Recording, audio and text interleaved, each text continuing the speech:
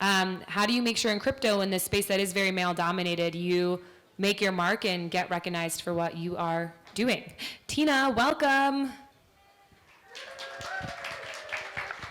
Thank you. Okay, I'll go up here.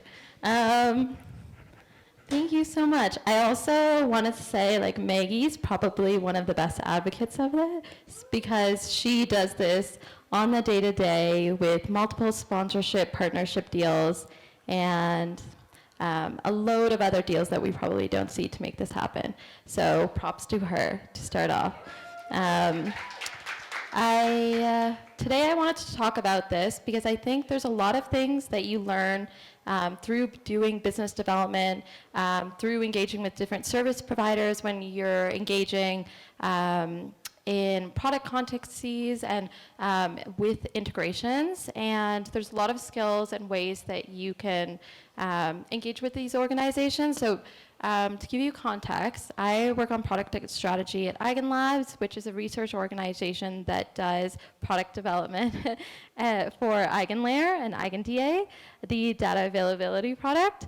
And I previously led product at Fuel Network, which was a L2 and roll-up using a UTXO model, and product and design and DeFi protocol that is now called Delve Tech.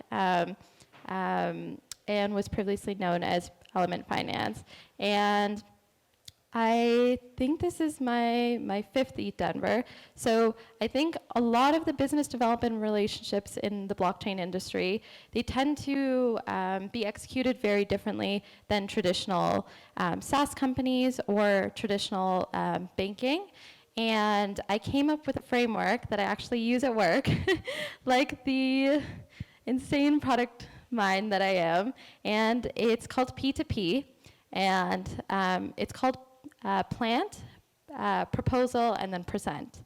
And it's a framework that I came up with to help myself and then other female leaders or product folks that I work with to understand like how to execute on either closing a candidate within your organization, on closing an integration deal, or closing a business partnership deal that will result in both sides signing let's say an LOI, an MOU, which are legal contractual agreements that are bonding this partnership and getting you to the finish line.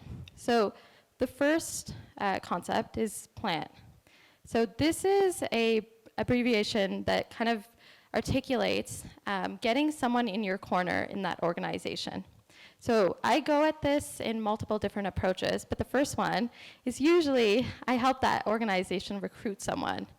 And if they're looking for someone in a specific role, or they want someone to work directly with your organization, helping find them a candidate that could work directly with you, and that in the future you can use to back channel or to get advice about how the team is thinking, or to help you gauge what they're thinking on the inside, that's really incredible feedback and valuable to you on the other side of this partnership or integration deal. So I like to call it a plant because you kind of nest the little seeds when you recruit them, and you help them grow in the organization, and then you also build this relationship outside of this business partnership or integration, or maybe closing them as a candidate for recruiting. The second point is proposal. So once you have this person that's now on your side, this is the chance where you can then approach the organization or the person and use this person that you've built this relationship with to gather feedback about what they're thinking. A lot of people, when they are looking for business or integration deals, they often come from the mindset of their own business, when really they have to tailor this proposal to how that benefits this other org that they want to work with, and incentivizing it in the lens of their perspective. And oftentimes that's not going to be information that you can value or see publicly, so it's going to be something that this person that you've established a relationship with can give you. And this is kind of how I back channel and then build long proposals. And they go through multiple people within the org to then collect information for you. So this proposal, it's not just something that they see raw and it's sent to them over Telegram, maybe like a week or 2 weeks prior, but it's something that has been developed for many weeks with them on the inside collecting all this feedback and insight. So it's really well calculated and thoughtful, and it has this development process that caters to their whole business based on this person providing this information. And then last point is present. So once you have kind of this allegiance of this person that has worked so closely with you, and you've established this relationship with, and it kind of has all the interests of the organization for this integration or partnership deal, then you can kind of present it to the team. And because you want to make sure that your name, as Maggie said earlier, is on the deal and you're getting credit for it, it is you presenting. So you know you're the point of contact for the integration company that's working with you guys directly. And you know, let's say on OKRs or product meetings, that it's your deal that you're owning. So one thing that I wanted to voice is this is a step where I see like many more passive teammates or female or minority counterparts, they tend to shy away from and let senior members present. But it's your name that is going to be on the success of the deal, on how the deal succeeds publicly and the public reception of it. So this is the last step that is the most important to advocate for. And once you present it internally and it gets alignment on your side, then presenting it to both teams so that both teams recognize that you were the one to help usher this from 0 to 1. So that's kind of the framework that I came up with. It was honestly something that like through trial and error I developed, but I think it's really useful because you can use it in a lot of different contexts where you need to kind of align with a lot of different stakeholders, and it's really easy to remember.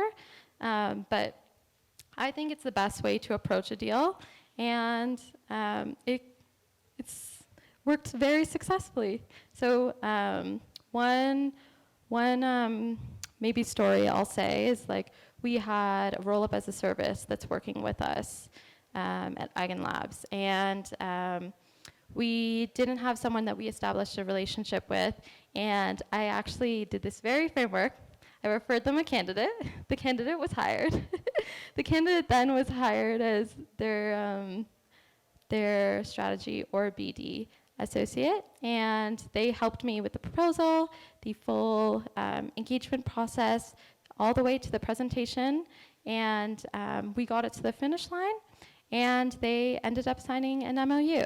So this is definitely something that has worked effectively, and I could speak to many different anecdotes or experiences, but it's tried and true, and would definitely love to advocate for the many different women in this space using it, because I love using it. It's PPP. It's great. I want to brand it. Someone copyright it. Yeah.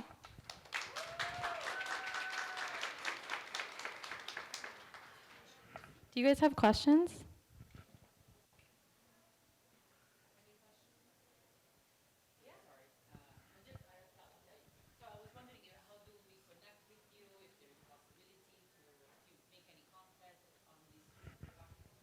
Yeah, you can message me on Telegram or Twitter.